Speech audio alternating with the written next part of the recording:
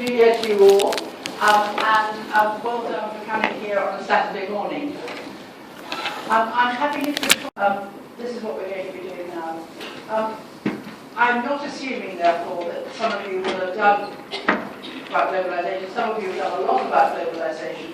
And so I'm introducing really what you want to do is the application for Chapter 4, which is on theory, how you can use this to answer globalisation.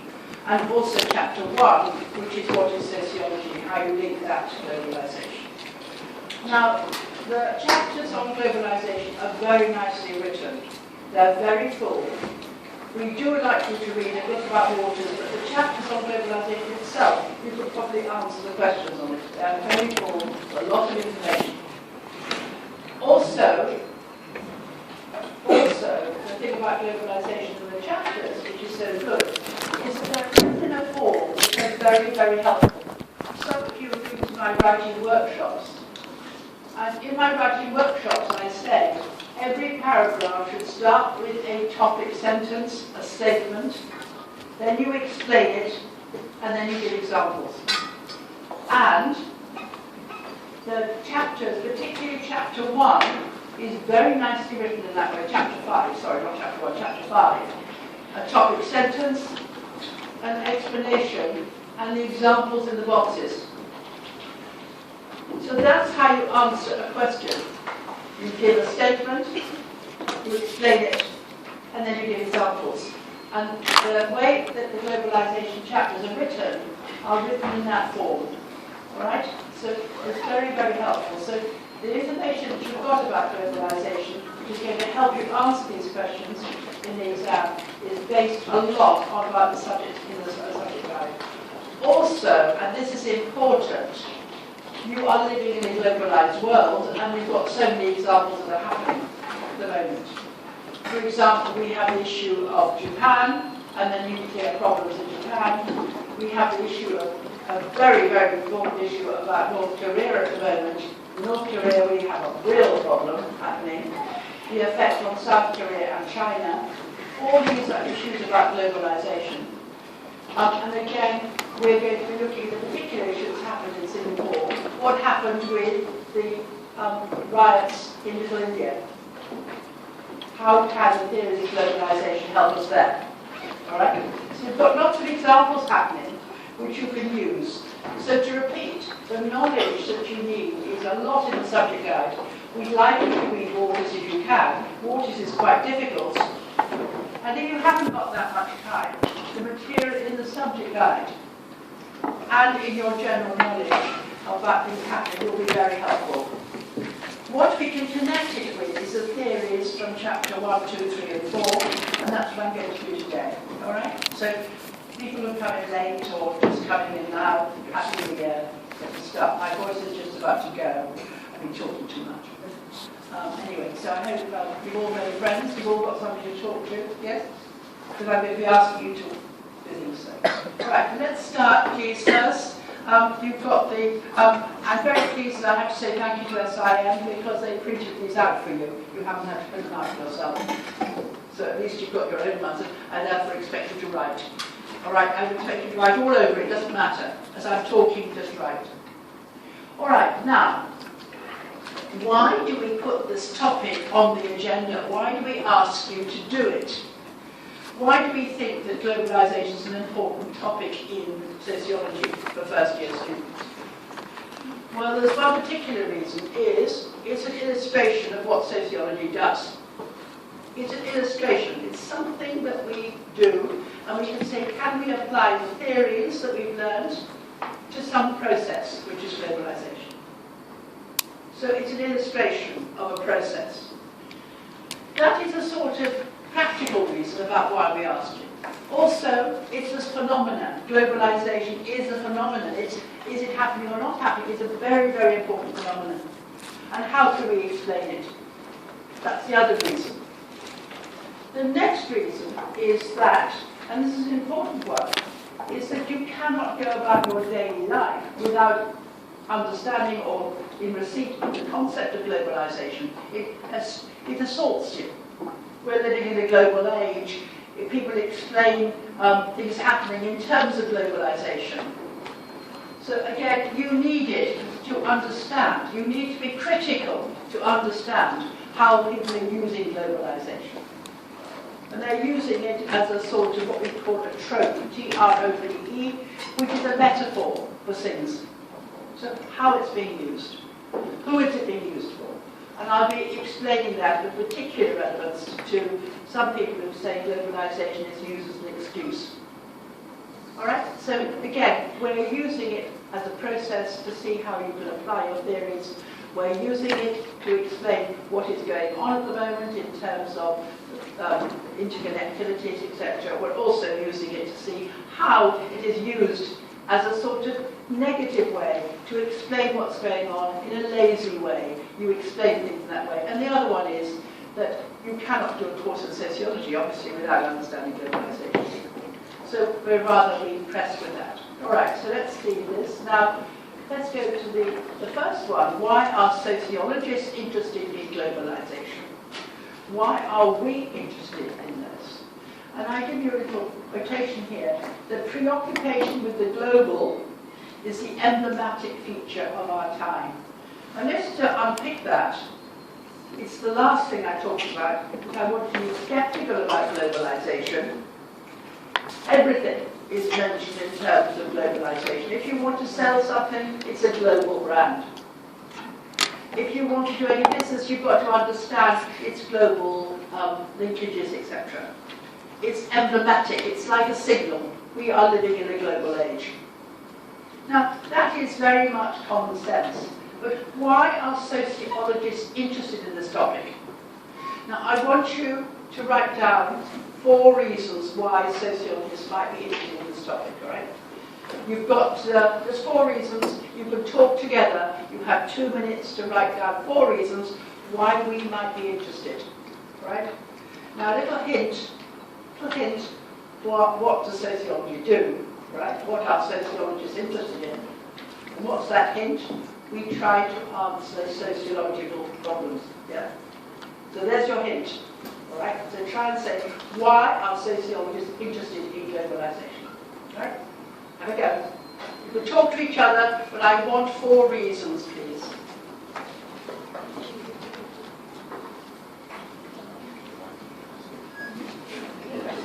Ask you. Make sure you answer the question, why are sociologists interested, all right? You can turn it round to make why they're interested. But the answer you gave me is not correct, all right? What's the first one?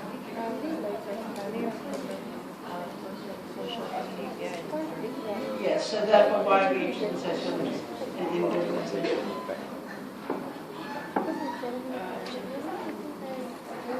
Turn it round, all right? Turn it round. Some of you have just put what sociologists are interested in, rather than answering the question, why are we interested in globalization? Just a few minutes discussions and then we will just put it all together. This was an examination question.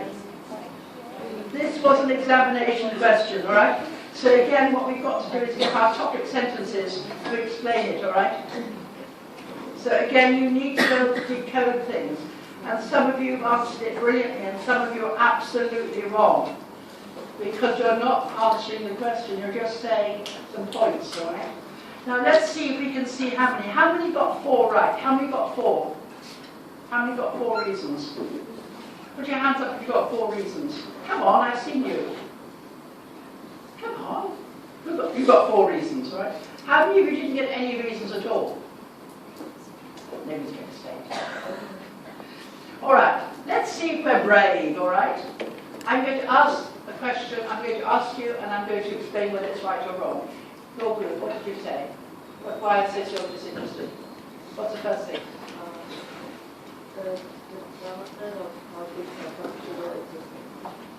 Is that a sociological question? No. Turn it into a sociological question.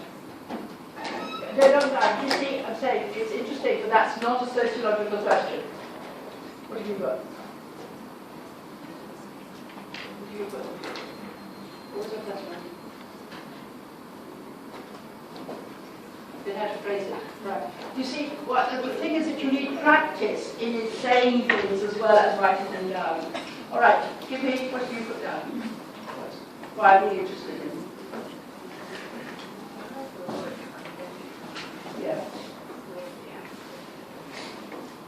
All right. Now, you're nearly there. Because the world is constantly changing, yeah, I mean, you're nearly there. Nearly there. How many of you mentioned change? How many of you put change? Well, you're right, all right? But let's think about it. The key question that sociologists ask is, how and why do societies change?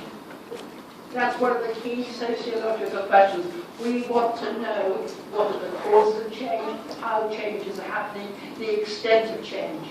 That is the key sociological question. Now, globalization is a process of social change. And what we're asking about globalization, is globalization something extensive? Is it the whole world? Are we becoming more interconnected? What are the causes of globalization? Why do we have globalization? What is pushing globalization?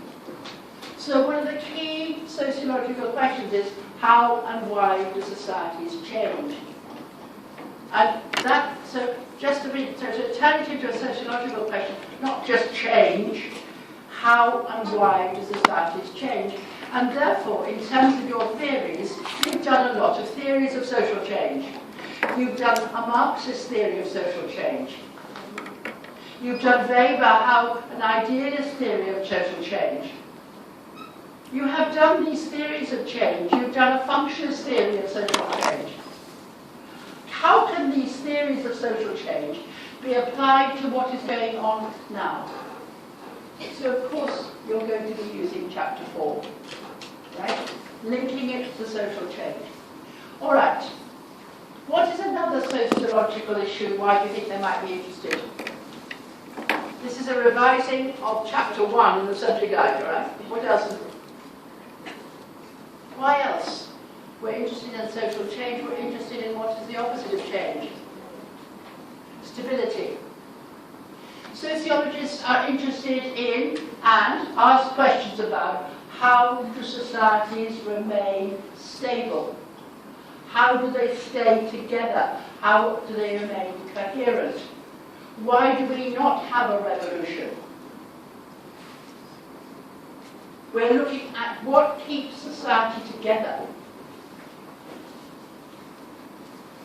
So by talking about what's keeping society together, we're saying, at what point are we living in a globalized world, as a world holding together? What is it keeping that we're not fighting each other?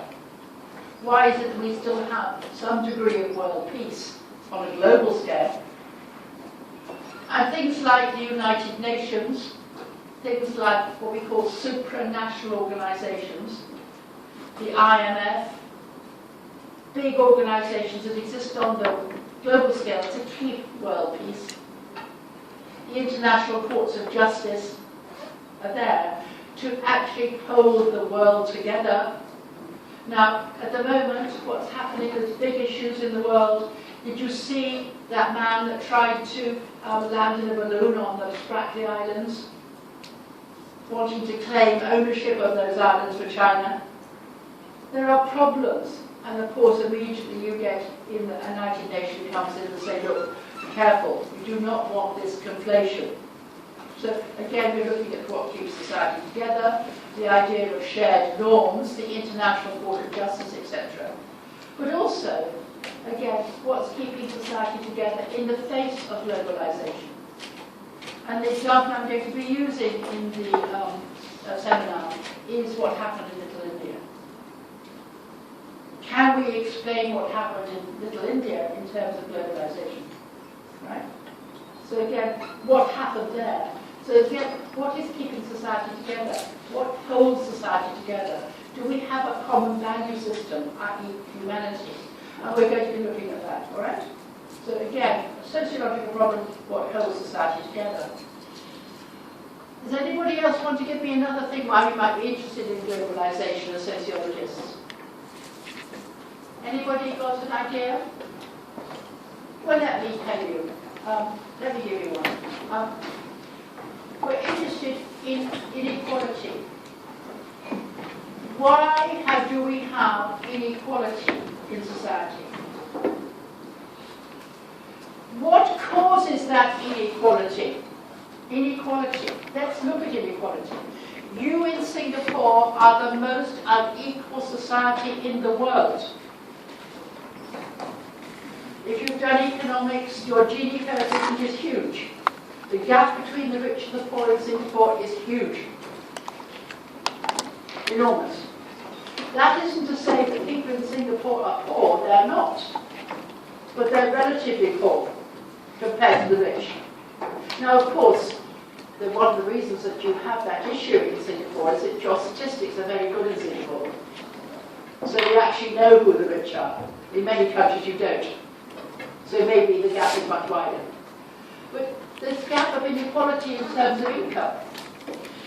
In terms of globalization, has globalization acted to create a more unequal society? Are the rich getting richer on a global scale? Do we have now what Leslie Sklair talks about, a transnational capitalist class? A class that exists above a station state, that is rich. And do we have people that are even poorer than they have been because they are now not protected by their state, but actually are in receipt of this working for a global capitalist?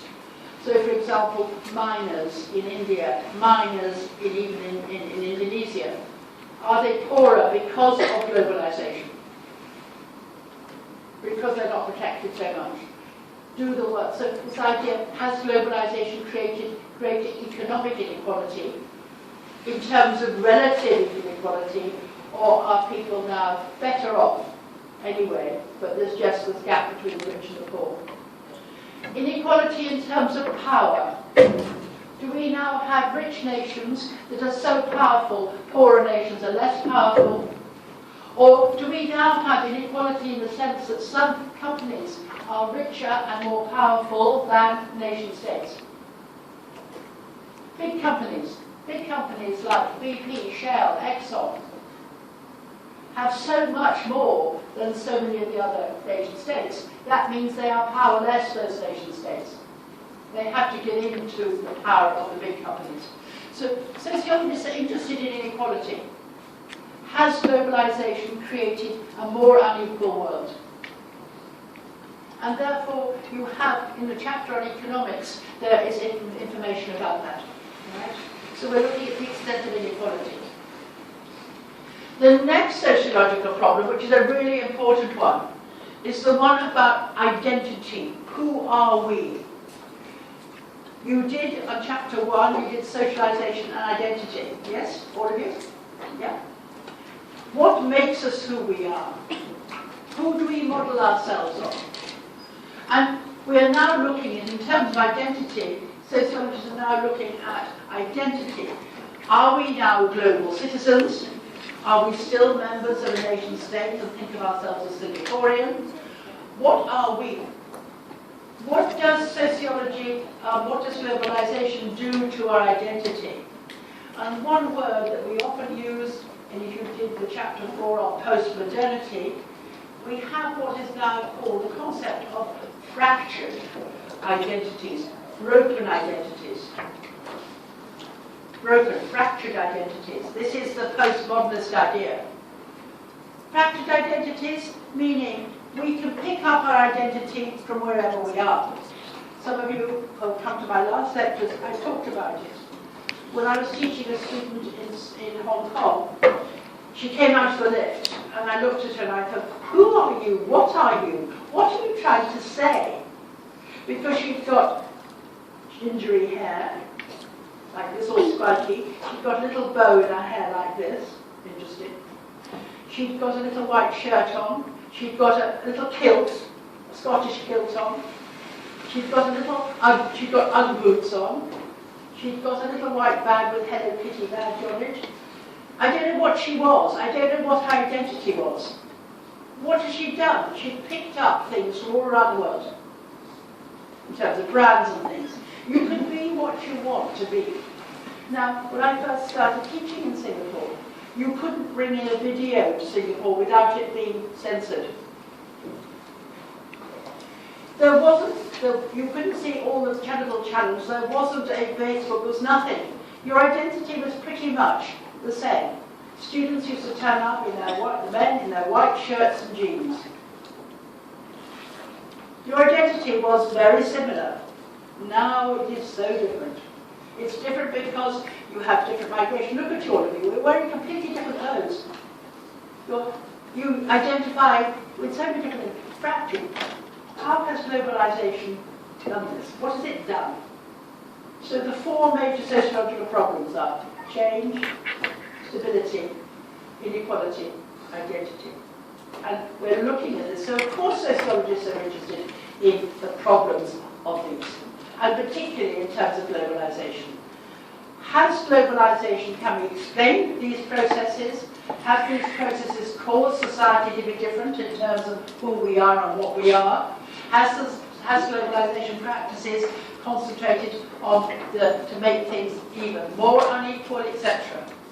So these are the interesting things why we're interested in. So if you had a question on the exam, why are sociologists interested in this, you would have to start with no knowledge about what is sociology.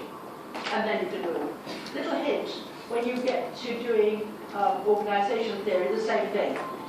Why are sociologists interested in organizations? Right? Now, there's two other reasons why you might be interested. It's something I haven't mentioned that you might want to say to me. Why that's why we're interested in it. Well, this is your chapter 3. Chapter 3, which you all think is the nicest chapter. Yeah? The issues of ontology. Now, I'm going to spend a bit of time talking about ontology, right? What is society? Ontological reasons. Do we live in a global society? What is this thing called global society? What is our society now? The ontological reasons are very important, right? We're interested in the notion of what is society. Are we living in a global society which constrains us, makes us who we are, gives us our ideas, or are we more active citizens? Can we choose more often? These are big issues. The other big issue, of course, is epistemological issues. How do we know? How do we know the extent of globalization? How do we know the extent of global consciousness? So these are interesting. So you've got 6 major reasons, and they're not in the books, I don't know here. You've got 6 major reasons why we're interested, right? Now, I'm not going to be talking about all of these issues, but I just want you to say the link between globalization and chapters 1, 2, 3, and 4 is huge. You must know your theories in chapter 4. Now, when you're writing answers to chapter 4, you could use the material from globalization. And when you're chapter 4, you use this theory to explain globalization. You cannot understand the theories of globalization without understanding the theories in chapter 4. All right? Happy? Now, let's look at an issue. Globalization is a concept. You are worried about concepts. Now, those that have been to my writing workshop, I told you how to deal with a concept. One of the things about dealing with a concept, you say what it is part of, right? What something is part of. So, for example, a rose is a flower. You are a Singapore student. I am an old lady, right? Globalization is a process of social change. Would you agree? Right? If you see isation, it means something is changing. Socialization, globalization. It's a process of social change. Right? What it is not, what's the opposite of globalization, is what? Nationalization, right? The development of nation rather than global. The opposite. Right? Increasing nationalization, increasing national identity rather than global identity. It could be the opposite, drawing in. Now, we know that is not the case. We know that's not the case. And then you can say, what are the features of globalization? Right? You can have economic globalization. We can have political globalization. We can have cultural globalization. We can have globalization of identities. We can say, what are the features of it? All right? Let's be clear about it. Like most concepts in sociology, it is, and this is an important word, contested. Contested. There is no necessary agreement about what globalization is above the agreement that it is a process of social change. So sociologists will disagree about what it is. And why do they disagree? Because sociologists always disagree. Social scientists always disagree. They will disagree about the causes of things, they will disagree about what is and how do we know. So again, globalization is a contested concept. So the big clue I'm giving you here is please never, ever write in your essays, globalization is. Because you say globalization as used by Held, globalization as described by Waters. You mustn't ever say globalization is because it is contested. There is no agreement about what it is. Right? And at this level, you don't know. Maybe when you've done your PhDs in sociology, you can write that answer. But please never say globalization is, it is contested. So let's explain that contested now. Globalization is the most slippery, it slides out all the time. Dangerous. Now why is it dangerous? It's not dangerous. Globalization isn't dangerous as a concept. It's dangerous because it's dangerous theoretically. I had a class 2 days ago, and we had a nice argument, didn't we? We had a lovely argument about a concept, which was democracy. Yeah? We had an argument about democracy, and we were realizing we were talking about different things. So somebody might say globalization is this, and has it been occurring or not, and the other person might say it's, yes it is or it is not, but they're talking about different things.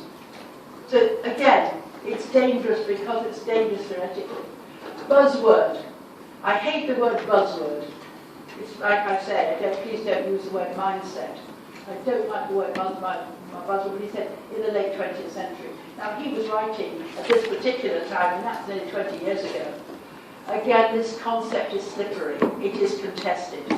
It is dangerous because we might not be saying the same thing. So never ever write globalization is. Now let's look at the one that you always write up, you but other students have written from SIM. This is the Waters definition of globalization. Now I don't suggest that you write down the Waters definition in your essay unless you have to. But let's indicate how a sociologist will use a concept, will indicate his ideas about that concept or her ideas about the concept. Within that concept you can see it. Now look at the first thing. Globalization is a social process. Do we all agree? Globalization is a process of social change. There is no contestation here. So you can say globalization is a process of social change, no problem. It is a process of social change. Now let's move on. In which the constraints, happy with the word constraint? The controls of geography. Of course, geography is not no controls, but we're looking at it metaphorically. On economic, political, social and cultural relationships recede, draw back. Now let's look at this one. He's therefore explaining globalization in somehow the economic aspects of society are freed up. Now, can you tell me how economic aspects in the world are now free of constraints? What is free in terms of economics now? Now, you don't have to have studied this. We live in a globalized world. How are economies freer? In what respect? Just think. Think and I'll ask you a question. You say we're freeing up, we're globalizing the economies, the constraints have lifted. What has lifted and why are we now living in a more economically globalized world? What constraints have been removed? What things have been removed that were stopping economic globalization? Trade what? Yeah, trade has been lifted, there's been restraints on trade have been lifted, but what were those restraints? What? Laws. So the legal systems is been changed. So we're asking, how have those laws been changed and why have they been changed? Who has changed the laws and why? So the laws about trade have changed. And who has made those changes in laws about trade? Not just national governments, but who makes the laws about trade on a global scale? WTO, the World Trading Organization. So the World Trading Organization has been responsible for lifting barriers to trade. So the barriers have been lifted in that sense. National governments have removed barriers to trade. They remove barriers to trade. Why? Because they need to operate globally. They need to operate globally in order to survive. And you've done that in economics, haven't you? Production possibility curves. Yeah? So again, you can use your economics to explain this. So economic reasons have actually pushed the barriers away. How else have economic barriers been removed? What other barriers have been removed? Not just trade. Well, trade in terms of forex, foreign exchange. Foreign exchange regulations. Now, cases in terms of things like that, there's lots of the International Monetary Fund and things like that. You've got a lot of things about foreign exchange. Now, has that always happened? Are all restraints lifted? No, there are still restraints on foreign exchange. Although people do trade internationally, particularly in essence. Did you know in Singapore, you've got the highest concentration of women working on foreign exchange? Individually, they are buying and selling foreign exchange in the night. That's what their job is. They make a lot of money. So the foreign exchange, the barriers are open. Again, you have national banks like the Bank of England, and you have the Reserve Bank of India. Anybody from India here? Nobody from India here? The Reserve Bank of India, until 1991, wouldn't let any foreign exchange happen unless they approved it. So it was very difficult to do anything in India. You couldn't bring things in, you couldn't sell things out. There were barriers. Those have been lifted. What other barriers have been lifted in terms of economic barriers have been lifted? What else? We've got foreign exchange, we've got trade. Travel. Yes, absolutely, travel. Migration. And look what's happened in Singapore. It's now more difficult to work in Singapore than it used to be. When I came into Singapore this time, normally they say, go through it. Now, there's a new barrier. How long are you going to stay? Have you been here before? What are you doing? It's changed. So again, why has that changed? Why is it more difficult to work in Singapore now? Whereas 2 years ago it was easier. Well, you have to look at what you, through your democratic process, have done. You're demanding that your government put restraints on migration. So we're looking at these barriers, other barriers there to migration. To get a green card to work in the States is very, very difficult. To go to study in the UK is pretty difficult. You know, again, these barriers are there to go and work in these places. So again, are these barriers removed? And I would say that globalization has both lifted barriers, but increased barriers. We've got the rise of nationalisms. So all right, trade, migration, manufacturing. Now manufacturing, absolutely.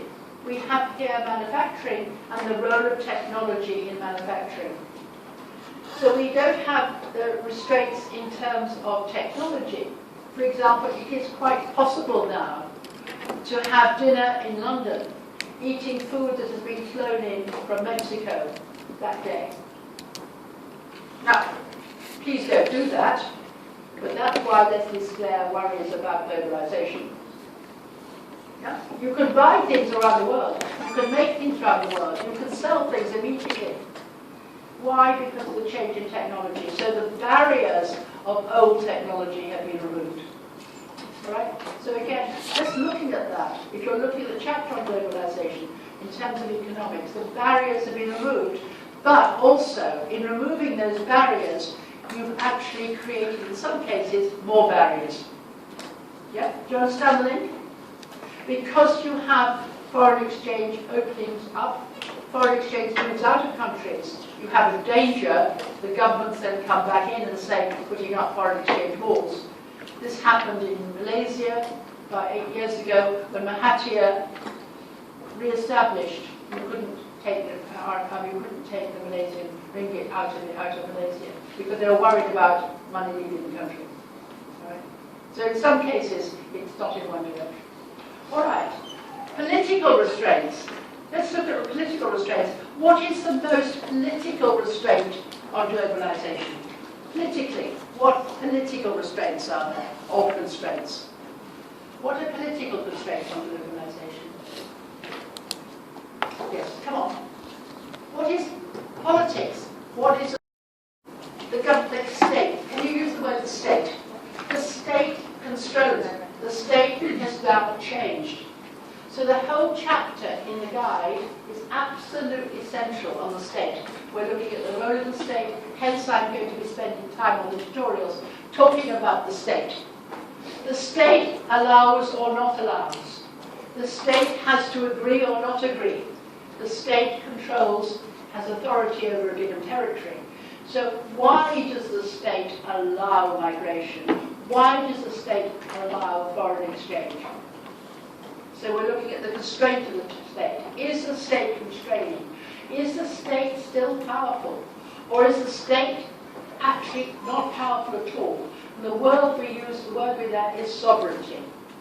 Has the sovereignty of the state declined? And absolutely yes, of course it has. The states now have declined. And why have they declined? Because the power of the economic groups are more powerful than the state. But not just the economic groups more powerful than the state, but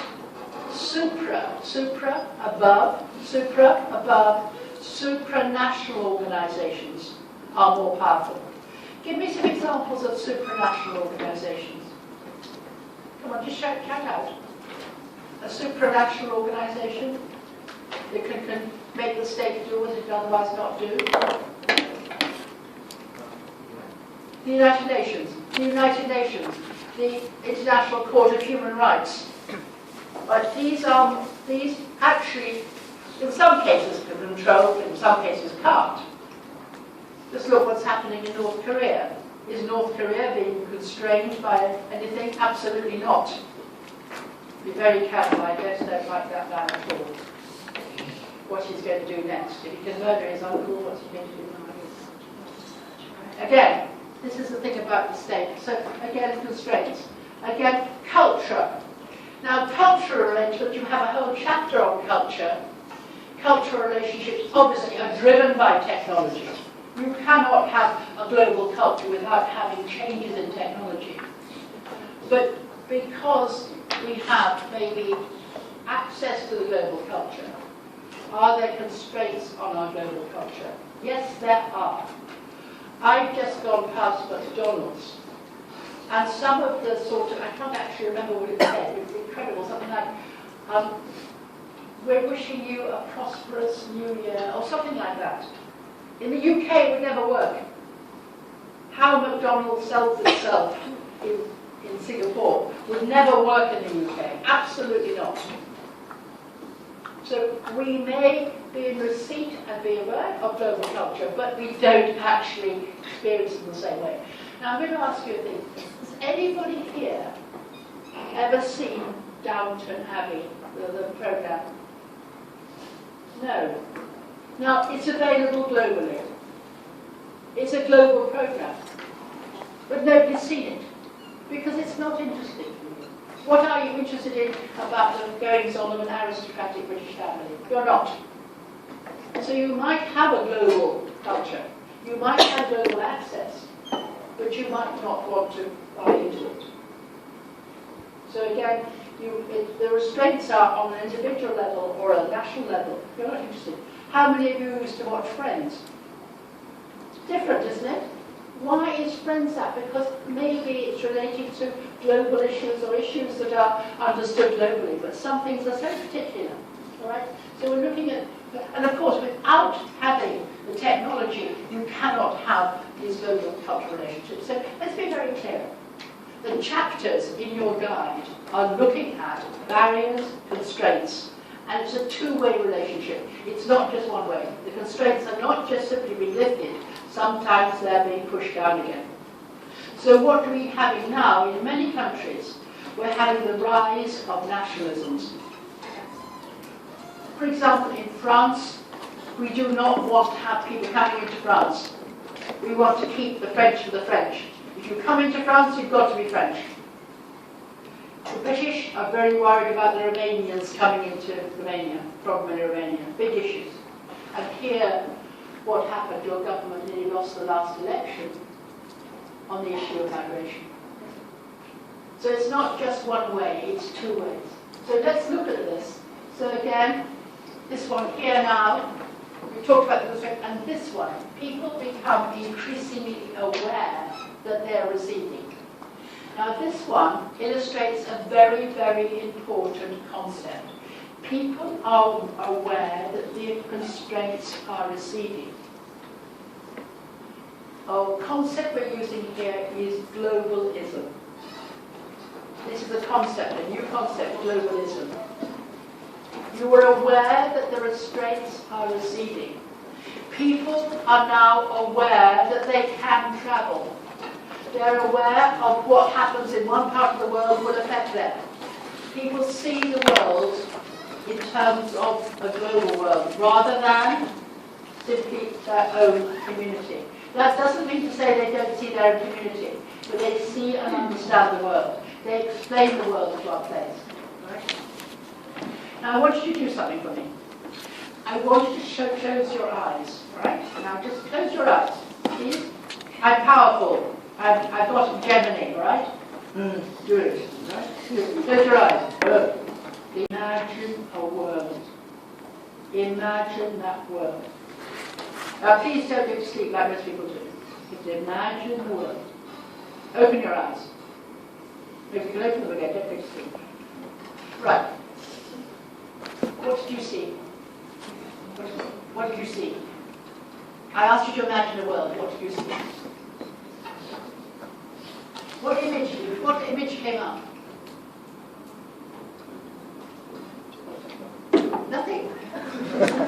Look, this is a really important thing to do. And I'll come back and say why it's important. What do you see? What? Castles. Castles or you thought castles or castles? You saw castles? How lovely. I wonder why you saw castles. At least you saw something. Well done. You saw it. How do you see modernization? Do you see the words modernization? You saw it. But did you see that? I said imagine a world. So what did you see? If you saw mechanization, what did you see? You saw moving things, did you? Yeah, all right. Look, what I've just given you as an example, when you're thinking about something, always shut your eyes and imagine. It helps you work. All right, how many of you saw a globe? Most of you saw a globe. What was happening in that globe? Nothing? Static? It's what you learned when you had globes at school. Did anybody see an airline map all over the place, you know? Routes. No? Just saw a globe. No movement there. What's the movement with this globe, all right? So you're not globalists at all. You can't imagine a world. Now, this is where we're coming to a very, very important theory. Now, some of you who've been to my classes before have understood this particular theorem, the Thomas and Thomas theorem.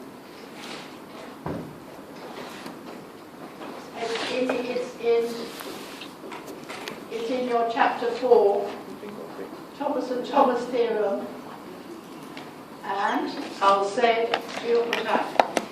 If things appear as real,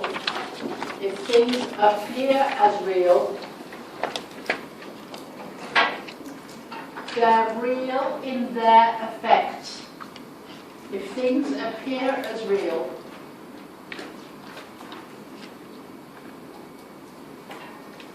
they're real in their effects.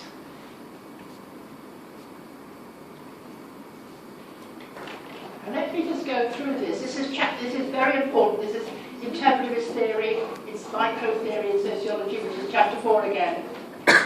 This is phenomenology. You act on the basis of what you think is the case. It might not be the case. If things look real, you'll act towards it. If things appear as real, they're real in their effects. Therefore, if somebody is going to sleep like this, I think they're bored or going to sleep, and maybe they're thinking, and I'll be cross with them. If I think somebody's going to hit me, I'll hit them back, even they're going to give me a hug.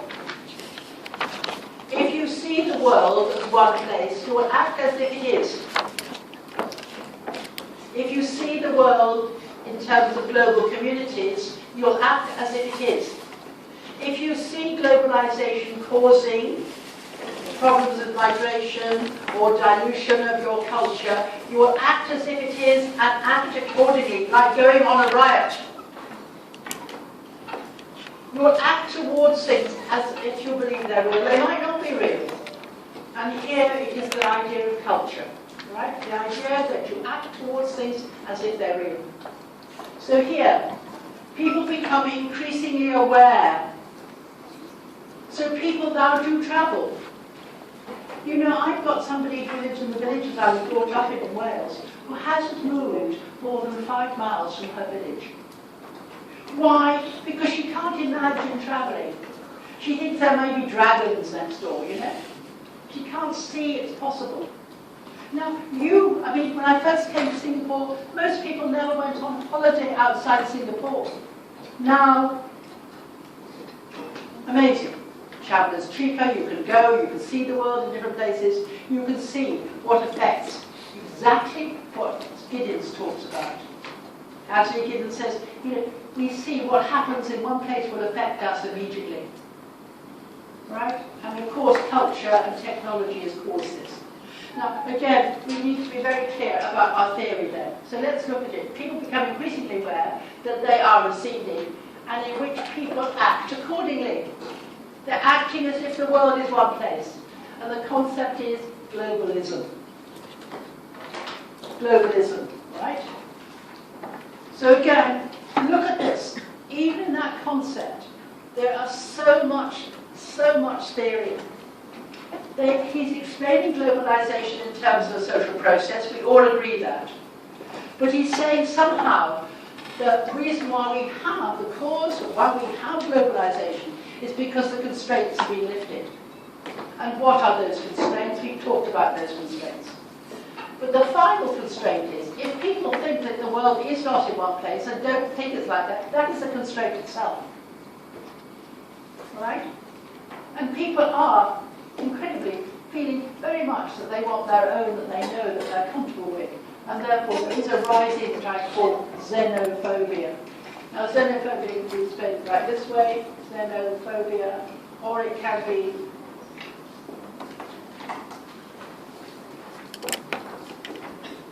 xenophobia, the fear of the other, right? And globalization can and has been, according to some people, created greater xenophobia, meaning people therefore demand their governments control migration, trade, etc. It can work the other way around. So, do you understand? I've now linked the chapters together. All right, and this is what's important. All right, now let's look at this final one here. This is another exam question. Globalization is a myth, discuss. Right? I'm not going to ask you to do it now, otherwise you're going to trouble. Globalization is a myth, discuss. Now, a discuss question always means there's about 3 or 4 different ways of dealing with this. Now, again, globalization is a myth. You would never say that because it may be or may not. But I want you, in your own words, to write down 3 different ways in which the word myth can be used. Right? If you don't understand it, don't worry, because I'm going to be talking about it. Just think, there are 3 different ways in which the word myth can be used. And it's not myths, it's myth, M-Y-T-H. You say globalization is a myth, discuss. How can you use the word myth here? Again, myth is a concept. How can the word myth be used? Just talk to each other. You can just write it. Don't look it up in the book, it's not there. Be aware of the word myth. All right, let's take something. Father Christmas or fairies. Let's take fairies. All right, let's take fairies. How many of you believe in fairies? Anybody believe in fairies? No? Really? Fairies exist? Of course fairies exist. What happens to your teeth? Fairies is a myth. Father Christmas is a myth. And the most important thing that I did, the idea it is not real, right? Myths are not real. They could be real because in ways, if you did see a fairy, it'd be wonderful, wouldn't it? Again, it's not real. So what does that mean when we say globalization is a myth, it's not real? It means it's not happening, or it hasn't happened. So we can say globalization is or not occurring. And in that case, somebody at the back said it's not scientifically proven, meaning you can disprove it or prove it empirically. So you can have evidence.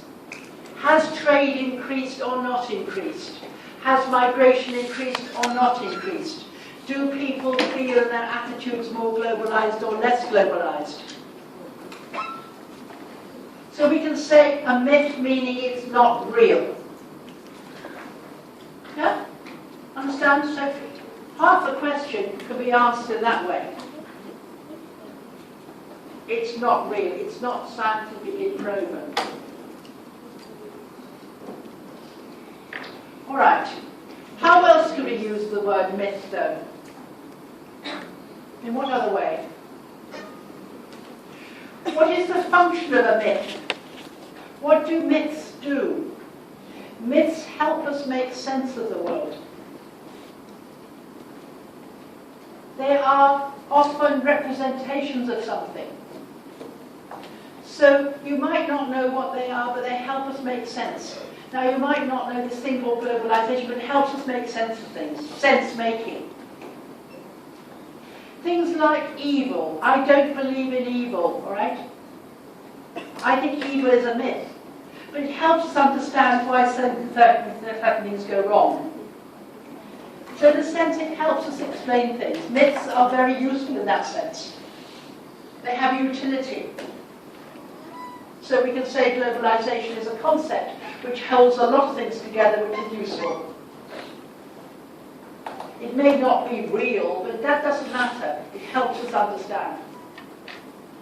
And the other way about globalization as a myth is used by what we call the skeptics, the people who think there isn't globalization. Really, it's their matter, because there is, but I mean, it depends how you measure it. But the globalization of the myth is the idea it has some function. Myths are functional. Myths are very, very functional. So what do myths do? Now, I gave you myths in the second sense about what they do because they help us understand the concept. But myths also are functional. Does anybody have Father Christmas? Do you have Father Christmas here? You have fairies, don't you? Do you have angels? What myths do you have? Do you have any myths? Things are not necessarily... All right, I'll give you a myth. If you work hard, you'll pass the exam. Is that a myth? No. You prove that's not the case. All right. Is there any other myths that you have? I know a myth. Women are bad car drivers. Yeah. It's a myth, isn't it? Yes, please. All right. prove it absolutely. I can prove it both ways if you want me to.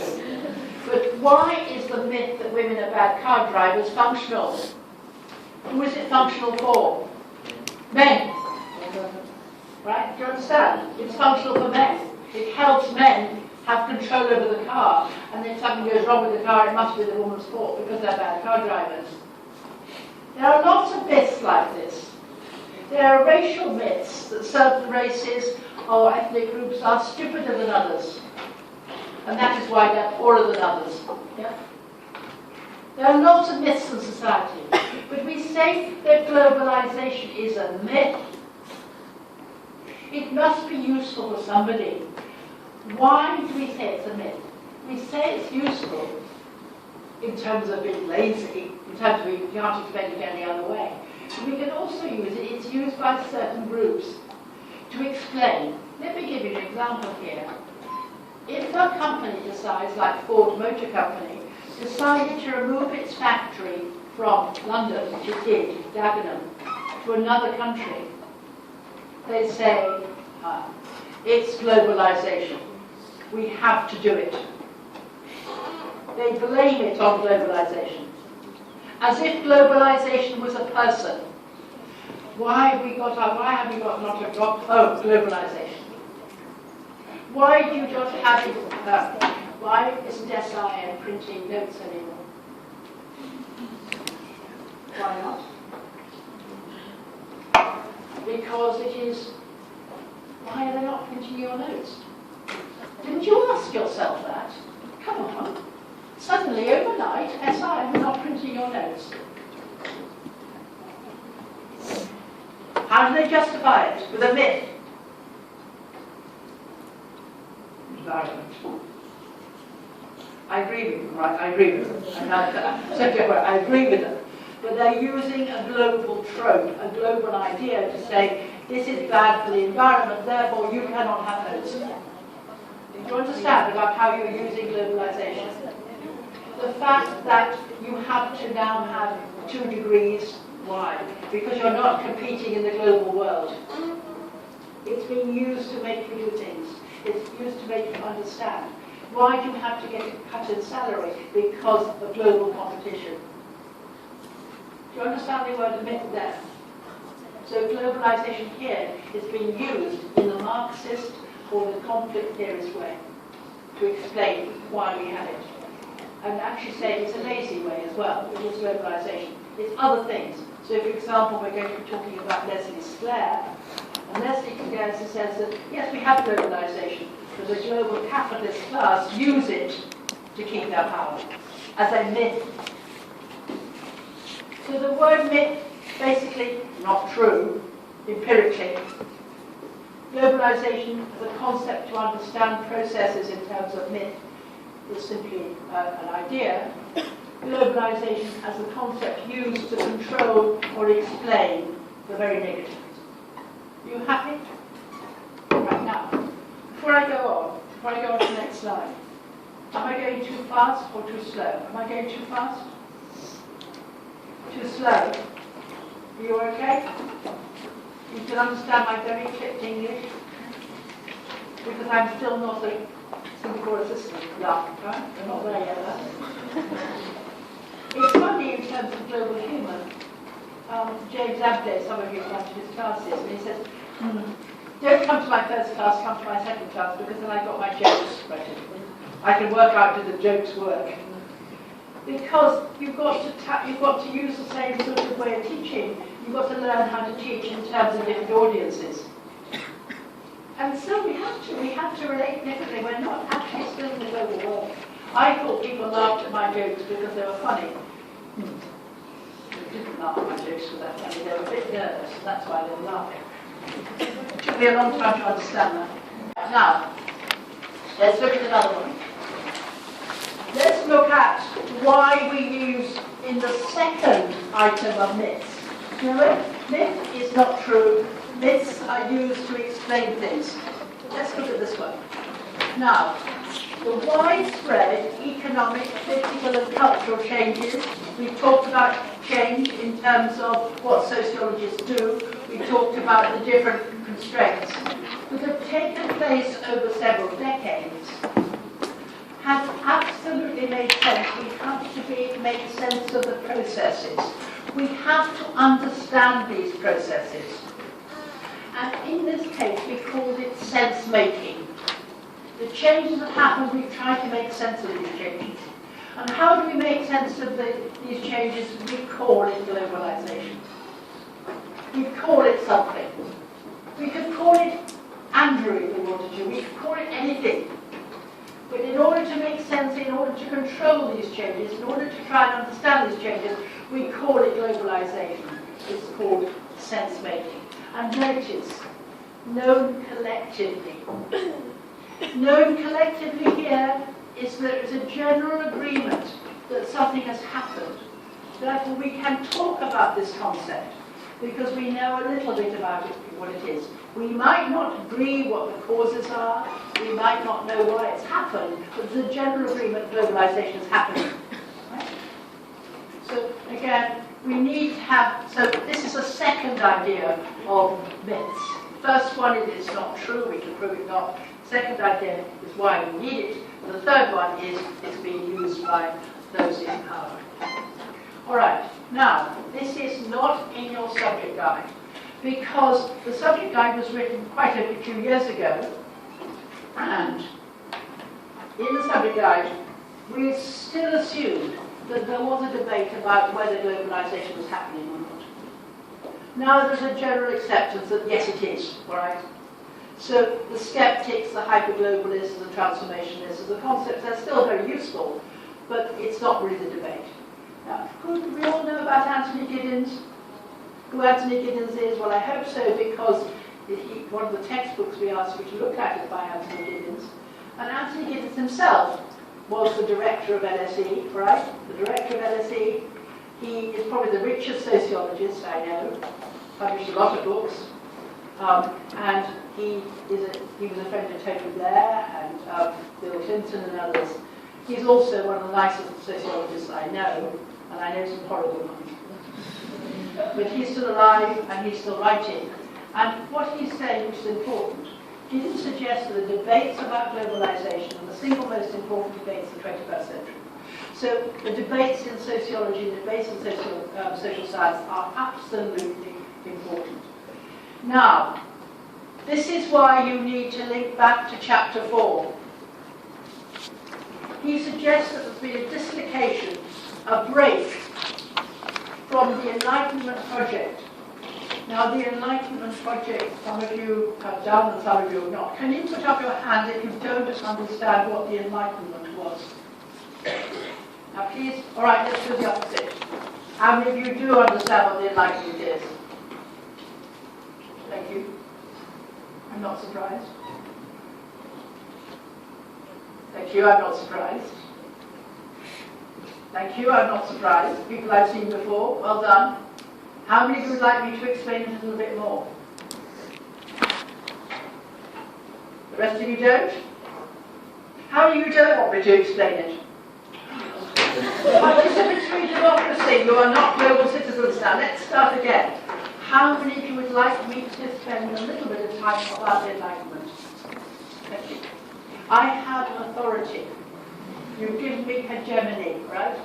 I have now sovereignty. I can now talk a little bit about it. Just a little bit.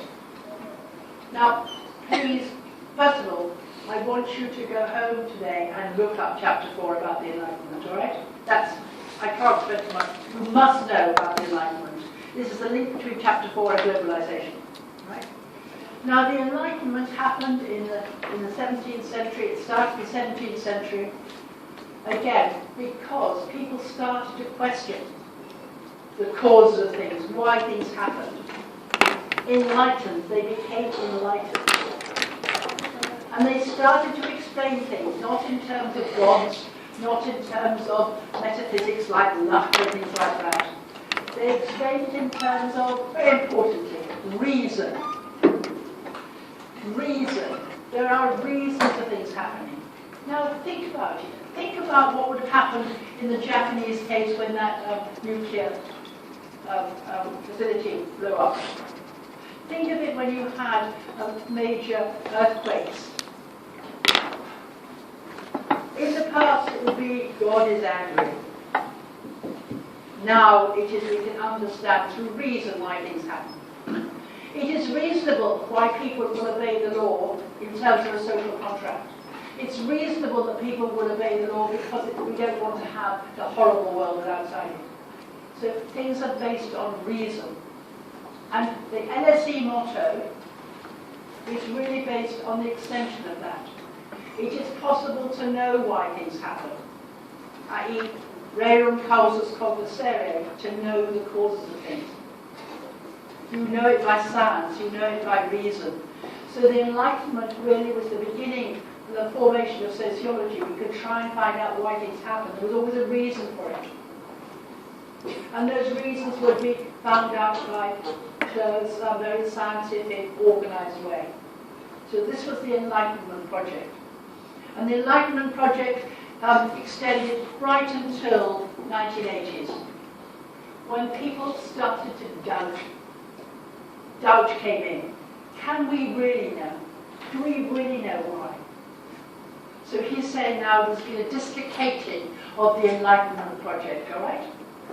We're no longer so confident that we can know. And here, where one could both predict and control the world. Auguste Comte, remember Auguste Comte? His very famous statement, Auguste Comte, to know, it is possible to know is to predict. Once you know it's raining, you can predict. Once you know the clouds are out, you know it's going to rain. Once it's going to rain, you can put your umbrella up. To know is to predict. To predict is to control. So, up till recently, up till about 1970, 1980, people generally knew that all you need to do is to apply more science, the more reason, and then you can control the world. And now what's happening, because of these rapid changes, the world has become dislocated. We don't know anymore. So we say that where we can predict and control the world is now opaque. We don't know, we can't see it all, it's opaque. Life is risky. Now this thing about life is risky is very important. He and Castells, in chapter 1, chapter 5, life is risky. Now, why is life risky? What is risky about life at the moment? What is risky about life? What is risky in the world? What are the risks we're facing? Come on, aren't you worried about risk? Terrorism. What? Terrorism. Terrorism is a risk, isn't it? Terrorism, you think everywhere is a terrorist, all right? I had somebody from Pakistan living in my house for 5 years. I know my house was under surveillance because I had a Pakistani living in my house. Because he must be a terrorist, he's a Pakistani. I mean, how ridiculous. But it's happening. Right? We're aware of risk. He's a rich, filthy capitalist, and he's waiting to stand a job. He's making a lot of money. And my goodness, he's risky in terms of that. So we're worried about terrorism. What other risks are we worried about? What other risks? What are you worried about? Financial risks. Absolutely. What particularly in terms of financial risk are you worried about? Your own financial risk? Or global financial risk? Global, yes. Most countries are so indebted, there's no way they're ever going to pay their risk back. Right? Are you all worried about the financial crisis? Are you? Or does it worry you? You'll live somehow. How are you going to live if there's a financial crisis? You're not making enough food in this country. You have enough water. You are very risky. Yeah? What else do you risky about? What else is risky? Terrorism, financial crisis, what else? Singapore government is, and particularly you, are very risky. Not as much as the Japanese. You're worried about flu and you're worried about germs. If you have anybody coming into the UK now, if a Japanese comes, they've got these still. Risk. This risk about world germs, all right, warfare, all right, as well. What else do you risk finding difficult? What else is risky? Employment, right? Employment. We are more and more risky buildings, all right? Risky buildings. You know, why would you go up on top of these huge, great buildings they're building now, all right? Are they going to fall down? But life is risky. Aeroplane travel. Would anybody go to the moon? Anybody? There's big flights to the moon at the moment. There's big flights in space. Would anybody go on them? Because, would you? I wouldn't go on one. I'd never come back. And that's not worrying. I don't mind not coming back. I say, where would I be? Going round and round and round and round the world. The idea of this, we're more aware of risk. Life is risky. Why is there more risk, or the perception of risk? Maybe this life is not so risky, but we perceive risk to be there. It's because there are more things we can do. We do have nuclear energy. We do have nuclear bombs. We can build buildings so high. We do have financial flows. There is more risk, but we are aware of that risk. We become more aware of that risk. Look at the Thomas theorem. If you're aware of something, what do? You act accordingly. So what do we demand? We demand that we put in measures to stop that risk. So globalization itself actually creates these risks because we become more aware of them. And unpredictable, we don't know what's going to happen. We don't know what's going to happen next year. When I was brought up, you people got married. I got married at 19, that was a normal age to get married. And we'd have, or your husband, because you didn't work, your husband would have a job for life. No question. Now, risk of divorce. I got divorced very quick, all right, thank God. Lots of reasons, I don't really reasons up. Life is risky. Job security is gone completely. People will change their jobs all the time, all right? People can lose all their money. People that I knew that were so rich now, life is unpredictable. You don't know what's going to happen. And the question is awful statements. Live for the day. Live for the day. You don't know what the future is. You can't know because we're living in such a complicated, opaque world. And so the debates surrounding these changes are now ubiquitous. Everybody's talking about these risks. Everybody's talking about the changes in the world. We don't know why, we don't know how. And therefore, it's going to change what society is. But let's look at it. The first phase of the debate concentrated on whether globalization was real or it was a myth. Those were the big debates in the late 19th century, and 20th century. A lot of the readings you have, a lot of your teachers' notes, were based on this idea. Globalization is happening, it's not happening, it really is happening.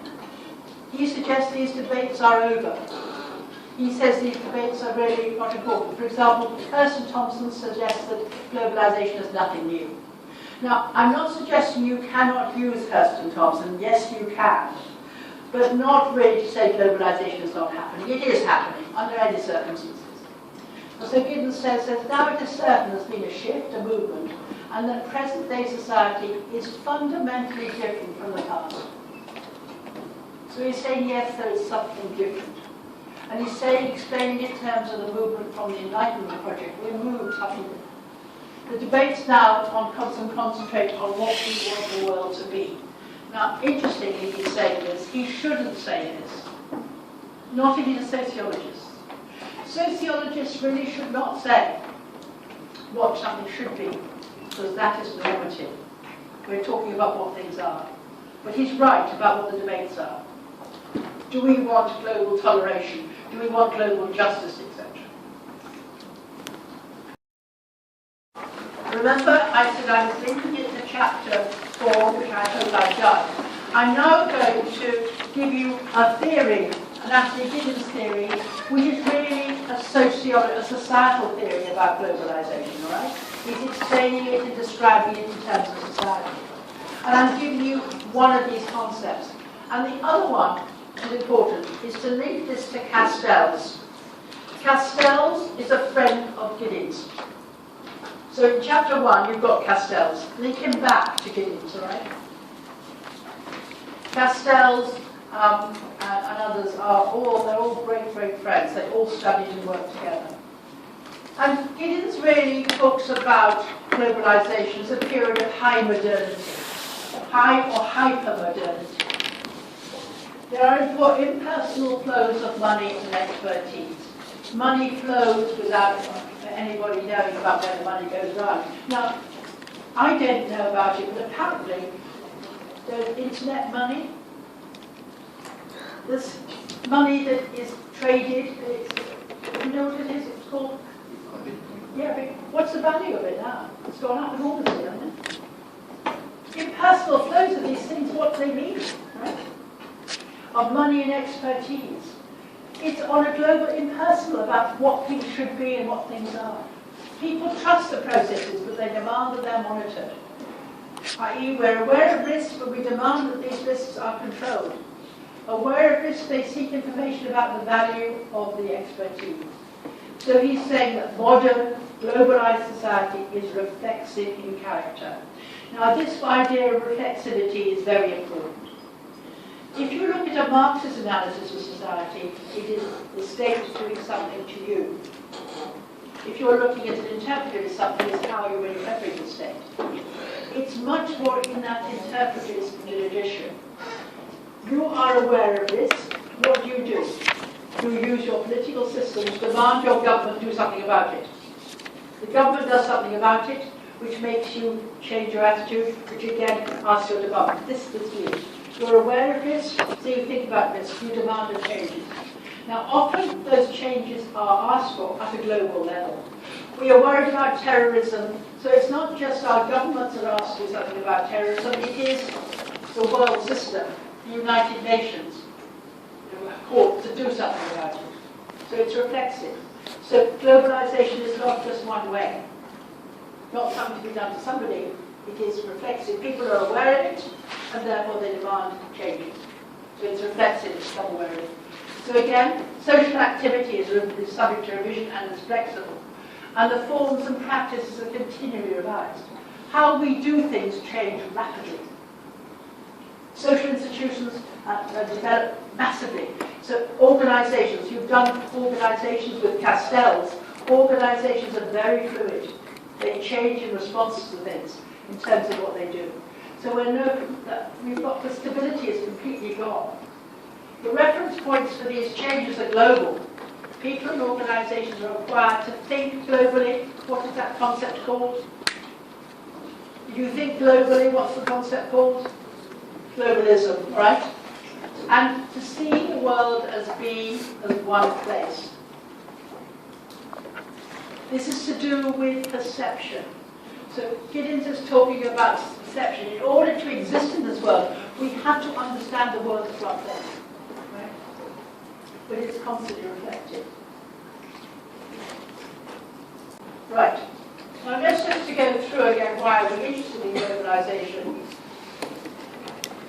Just to remind you, we're interested in globalization because we're interested in the concept. Can we use the concept clearly? What is this concept representing? How we define it? What indicators will we use? This is classic positivism. The idea of myth is, has it happened or not? What is the extent of migration? What is the extent of capital flows? What is the extent of trade? Has it changed, etc.? What are the causes and consequences of this phenomenon? What causes these changes? And this is the theories you'll do in the chapters. Is globalization new, or is it just a quickening up of the process of social change? Is globalization under attack? What evidence do we require to know globalization has occurred epistemological problems? What are the effects? Increasing inequality, increasing global consciousness, etc. How have our institutions and global social relationships changed? These are some of the questions that we ask about questions about globalization. And it can be used as a checklist for you. Right. Just to go through it, what is this thing called globalization? Remember, you must never say globalization is. How it is defined will reflect the ontological assumptions of the social scientists. So how would a Marxist explain globalization? What would a Marxist do? Marxists are, if you're going to explain a Marxist, Marxists are structuralists, Marxists are materialists, okay? Marxists are structuralists, Marxists are materialists, and Marxists are... Have you done ontology yet? Have you done ontology yet? Do you understand ontology? If I say a Marxist is a structuralist, what does that mean? What we are and who we are is determined by society. We have very little control over ourselves. They're structuralists, right? As opposed to actionists that we have some autonomy. Marx is a structuralist. They are materialists. I'm going to explain materialism later on, all right? A bit more. They explain things in terms of changing economic relationships. And they're conflict theorists. There's always a conflict between those that have and those that have not. So Marxists like Leslie Sklair will explain globalization in terms of those ideas. Something has changed in terms of how we produce. Something has changed in the nature of production. That's how they explain it. Whereas an idealist, like Weber, who is still alive, or Robertson, would explain not in terms of production, but in terms of changing ideas. Ideas have changed, therefore it will change society.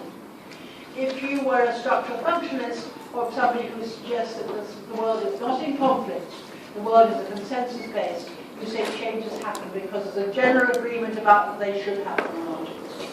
So again, you must need, chapter 4 is absolutely essential to understand globalization.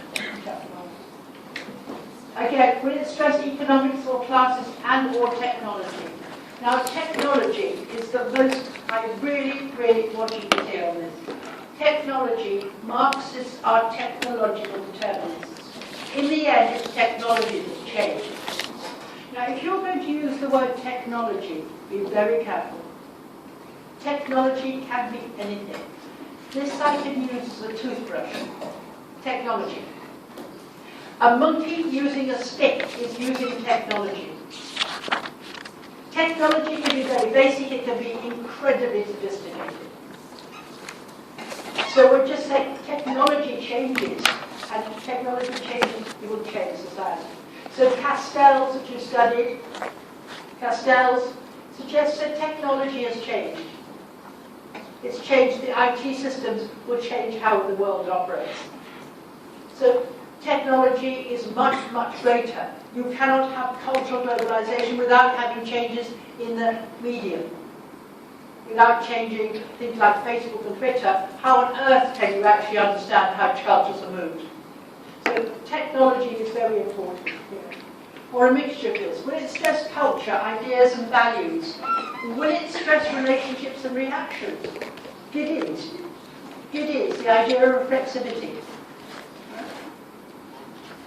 So again, we need to be able to think about how that concept, and remember I said, please do not ever say globalization is. The way that an economist or a sociologist or a geographer will explain something using concepts. Concepts represent actual ontological assumptions. Now, just to be clear, globalization, you need to know the social, political, cultural, and economic. And these are all chapter headings. Right? Globalism, you know about globalism now, yeah? The consciousness of the world is one place. Localism, then have you come across localism yet? I bet you have. HSBC, the global company, it keeps on moving its base from Hong Kong to UK, wherever it likes. Very much a global company. If you go, you come out of any airport, there's HSBC there. Often it has, you know, I see red, you see danger, all these different things. But they set themselves as the global, local bank. the mixture of the global and the local, globalism. This idea is that there's still the local. The local is still important, but probably more important than the nation state.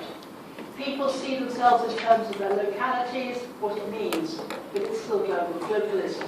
The interrelationship between the global and the local. Now this one is really, really important. National, transnational society and international society. Before I go on, are you happy with me dealing with these concepts? I want to look at your faces. Are you happy? Yeah? Please, if you don't understand, these are your building blocks. You cannot read this without understanding these concepts. Now let's look at international society first. International society is not globalism at all.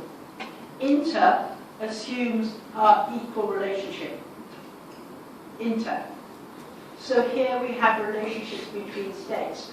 International relationships. International. It doesn't mean, it means they're connected. They are connected. International students are connected. This is why in your guide you'll have something called the Westphalia Agreement, which happened, I can't even spell, don't worry. I can't see, so I can't see what I've written. Right. The Westphalian Agreement was the idea that there would be a good relationship between states. States would be protected from each other by the United Nations, by international law. It assumes that the states themselves have an international relations aspect of it. That people would see themselves as part of international society as linkage. But transnational society is something different. Transnational is above nation. Supranational.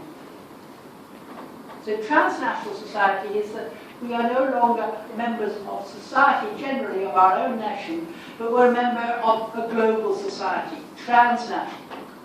A transnational company, therefore, does not have its roots in one country, necessarily.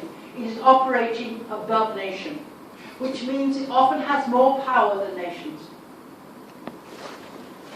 So some companies have got more money than nations. In fact, you've got it in your guide. Many men are much richer. They have more influence, and therefore countries give in to these companies, and they can demand to pay less tax, etc. So again, you have this Disclair talking about the transnational capitalist class. It exists above nation. It's not international, it's transnational. And here is a little hint for you. You'll come across somebody called Susan Strange. And in your guide, can you look it up? In the guide, let me say what chapter it's in. If you've got your guide, I want you to hear it. I think it's on political globalization. All right. Page 168, you've got page 166, sorry, page 166 of the guide. On page 166 of the guide, you've got the section on Susan Strange. And here, the author of this guide has written transnational. Right? She's written here, she said,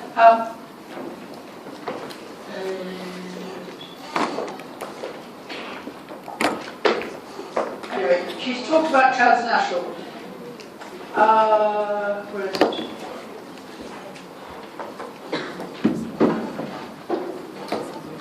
I'm just trying to work out where it is.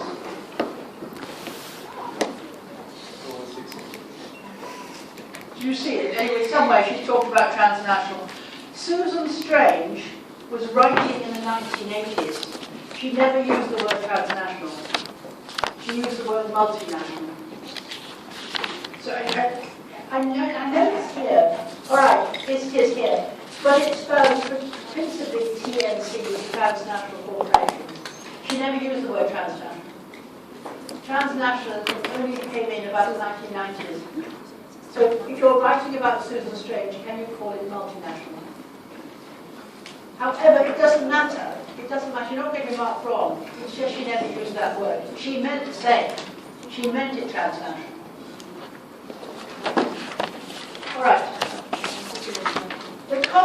the nation state is what I'm going to be doing in my seminars. The concept of the nation state, what is the nation state? The nation state can exist beyond the state. So, for example, the Indian diaspora, you have Indians, you have 500,000 Indians in Singapore. They are also part of the idea of India, the non-resident Indians. But the nation state, again, what is happening to the state? And we're going to be spending time in the tutorials on that. Interpretation, is the state porous? Now the word porous is important. Porous, what do I mean by porous? Porous lets things in. Porous. If your umbrella is porous, it's not going to do much good to let the rain in. On the other hand, you need certain things to be porous to let things in. So is the state porous? Does the state allow people to come in? Does the state allow financial flows to come in? Is it porous? So we're looking here at interpenetration and interconnectedness. Interconnectedness is much more like can be interconnected, but it's not transnational. So these are key concepts that you need to be aware of. Effects. Now these are things that we're going to be looking at through the chapters. The growing interconnectedness across boundaries. All right? Interconnectedness in terms of finance, migration, manufacturing. Changes in social relationships and arrangements. It is the idea of risk society. Convergence of management practices and benchmarking. This is also part of the economic globalization. Management practices and benchmarking. Now, when people answer the essays in the exam, people don't mention this. It's a great pity, because some of you are doing management, is that right? So here, what is connecting management practices? What connects management practices? So I know if I'm working in Singapore and I go for a job in the States, it's not going to be difficult for me to work because the management practices are pretty much the same. What makes management practices the same? What do you think is the single most important thing to make management practices the same? Management programs like this. Learning about international management, MBAs. INSEAD here, right? INSEAD. Is INSEAD, Chicago's leaving, isn't it? I think one of the MBA companies is leaving. Chicago is now here. So we've got these MBA programs that we do, and what you learn about. The stupid, practices, management by walking about, or management by this. You learn about all these gurus. And so this is how you do it. You have management practices like benchmarking. You benchmark ISO 1000, ISO 1002, right? So these practices become global. And therefore, again, so you can work, not just management practices, but benchmarking and other things as well. Think about it, if you were to have a building. Now, when I first came to Singapore, when I first came here and I first was travelling, I used to carry a bag that big, full of different electrical plugs, for very different places around the world. They all have different ones. Now I can probably do with 2. And mostly now, there's adapters to deal with it. So I can travel because technology has changed, because we have benchmark. You have an idea about what a particular size of window should be. So that I could fit a window made in Korea to a house made here. Danger, isn't it? Think about it. If a window is a particular size, and lots of different sizes, but they're exactly the same, whatever that size is, 5.625 millimeters. If the windows are the same size, what's going to happen to the building? So buildings are going to go increasingly alike. Unless you became postmodern and look like Tally Bar. So again, benchmarking is important. Here, the rise of the global inflation arises here. Development risk we talked about. Inflation and rise of commodity prices, really important. China, the rise of China and the rise of commodity prices on a global scale has meant huge hikes in oil, huge hikes in in silver, you'll have in aluminium prices enormous. The demand for water is now absolutely incredible. Water is going to be the single most important divisive element. People are going to fight over water. The rise of the global city. Now, again, Saskia Sassen is a geographer. The rise of the global city.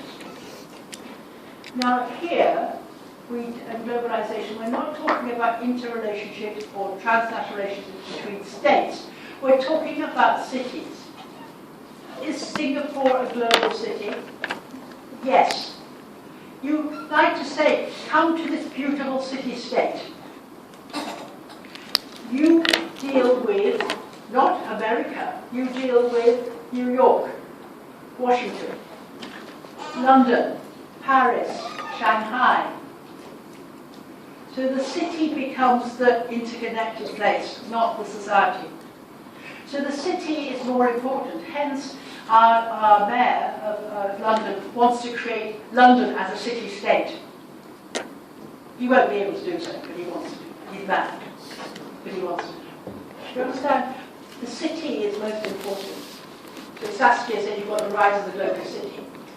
Next one, deglobalization activities and pressures. And we talked about xenophobia, we talked about the problems about foreign exchange leakages, the problem about global things. So we have deglobalizing ones as well. Right, so some of these are issues that you need to be aware of when you're writing your essays.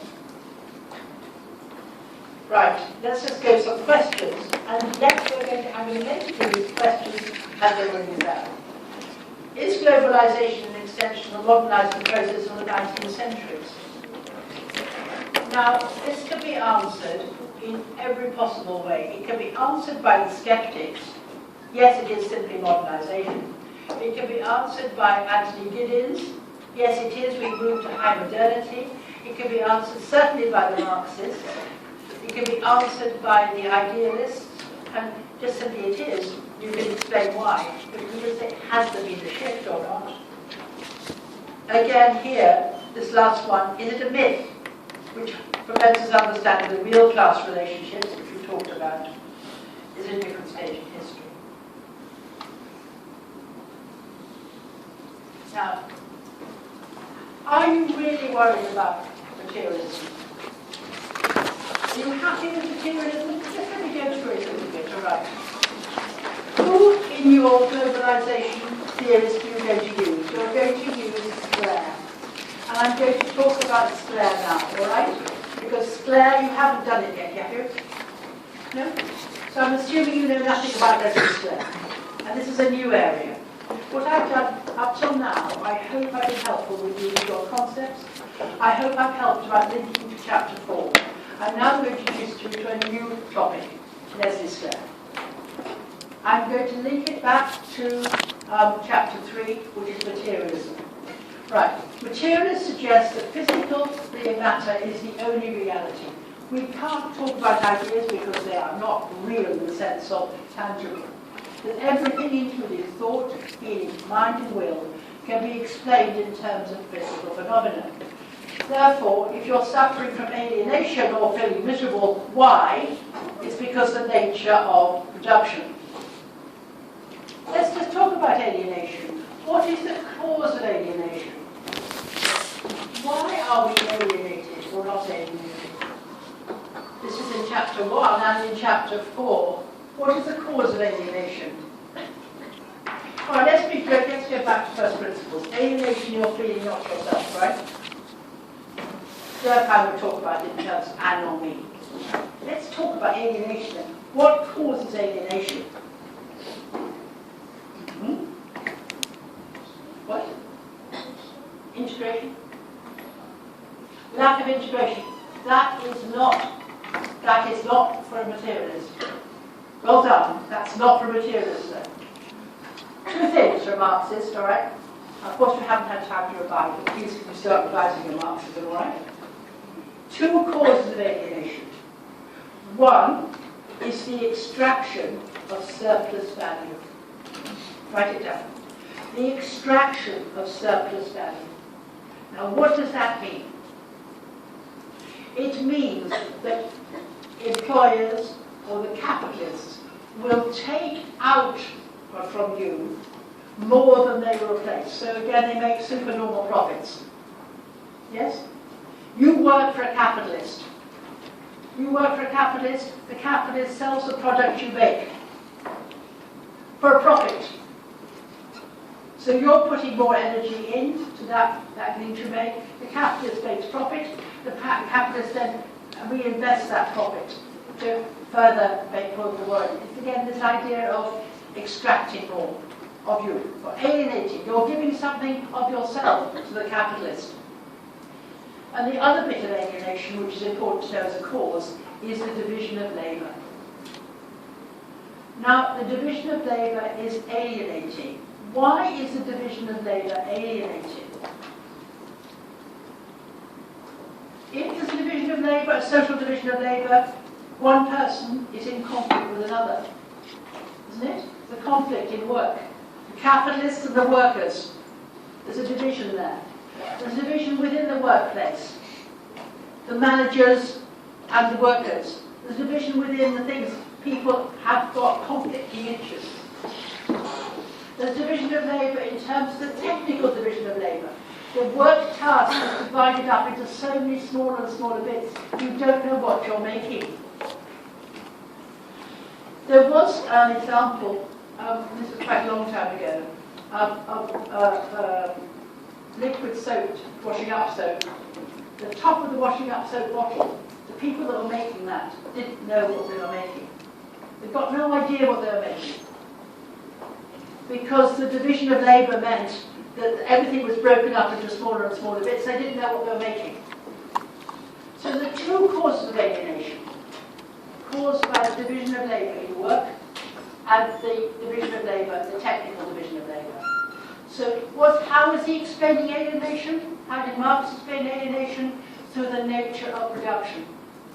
So we are feeling horrid because of that. So he's explaining what we are. And that relationship, that what we are, is going to affect everything else in society. As opposed to Durkheim, who says the division of labour is good. Right? So again, we're explaining here in terms of that. So everything we explain. Also, the nature of society. The family will change because the nature of production will change. The schooling will change. Your parents, how many here of parents went to university? How many parents went to university? Anybody? Anybody else? Do you want your children to go to university? Yeah, I hope so. Right? The number of people that's gone to university in Singapore has changed dramatically. The education system's changed. How would a Marxist explain that? In terms of production.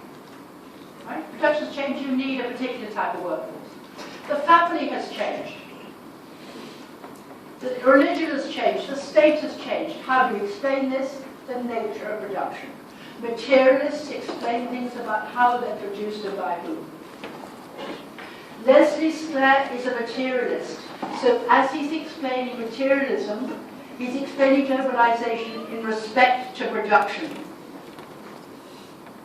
He explains that things happen in terms of production. So materialists explain it this way. Materialists explain the structure of societies and the changes in societies by focusing on the economic, techno-economic organization of society and global society. And these are the people, for you, in materialists, for you to remember. If you're asked to explain a materialist, a system of globalization, these are the people you use. Hurston, Thompson, Haynes, Sklair, and Dickens, these all can be examples of materialists, right? You're asked to do this.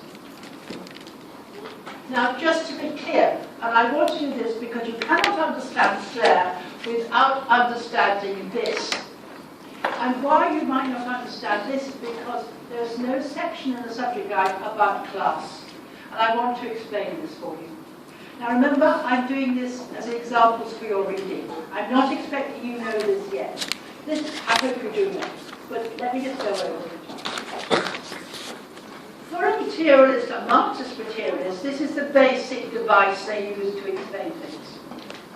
They suggest that the infrastructure, which is the economy, determines everything else in society. The economic base determines everything else. So the nature of the social institutions, like the family, like the state, like religion, the shape of these, the character of these, will all be determined by the nature of the economy. Everything. Write it down. You're looking at me as you're right? Now, what is this base superstructure? They say that things change in society because things change here. Now, if you're talking about globalization then, the changes must be seen here. Something must be changing in production to change everything else. So they take an economic reason. Now, let's be very clear. The forces of production. What are the forces of production? The forces of production are made up of land, labour, capital, and how they're arranged. The arrangement of this. And therefore, another very simple concept is technology. So Marx is often called a technological determinist. Technology changes. Right? So really, land, labour and capital, how they're arranged in a particular way is technology. This will change the relationships in society. Relation to production. How we relate to that technology, how we relate to each other, and how we relate to the state. And I just be clear on that. How individuals relate to technology. Do we own it or control it? Are we part of it? How do we relate to each other, capitalists and workers, and what the state allows us to do? So, for example, in Singapore, people cannot work in factories if they're under 15. In Britain, you could not be a stockbroker if you were a woman until 1965. You could not work in a mine after 1846. The state says what you can and cannot do. So we're talking about relations of production. Now, in this model, the technology will determine the nature of production. Not just in terms of the nature, in terms of what it is, but what it's like too. So in firms now, do you relate to each other on a very hierarchical basis? No, it's much more fluid, it's much more relaxed. Castells talks about the networked firm. It's changed in terms of relationships. Now, really, when we're talking about relations of production, we're talking about class. Class relationships. Now, some of you have got no idea about what class relationships are, because in the guide there's nothing really about class. And I want to spend my last bit about class. Correct? Now, class relationships. What are class relationships? What is class? If I'm saying it's a class, what is class? Well, class is obviously a category. You're a class of SIM students. But class is already a class of people in similar economic positions. A class is something in similar economic position. So you can have workers, you can have capitalists. Right? Based on what? For a Marxist, it's based on ownership or non-ownership of the means of production. Capital, not capital. This is not capital. I'm not using this for anything else. Right? Or it could be, in a non-Marxist thing, simply in terms of employment, what job you do. Class is always economic. So it's about class relationships. And for a Marxist, what is the nature of these class relationships? The nature of these class relationships are always conflictual. Conflict. Remember ontology, conflictual. The capitalist wants to get more out of the worker wants to get more out of the capitalist. It's a conflictual relationship. The nature is conflictual. Now, in order to become a class, a real class, we call a class in itself, that class has to become aware of itself as a class. become aware that they have interests of the same. Now, when we're talking about Sklair, he talks about the transnational capitalist class. Write it down, the transnational capitalist class. Now let's look at those concepts now. Trans, above, capitalist, owning capitalist class. He's suggesting the transnational capitalist class is now very powerful. They are aware of themselves as a class. And these are the important drivers in globalization. Right. So, the nature of technology will determine the nature of relations of production.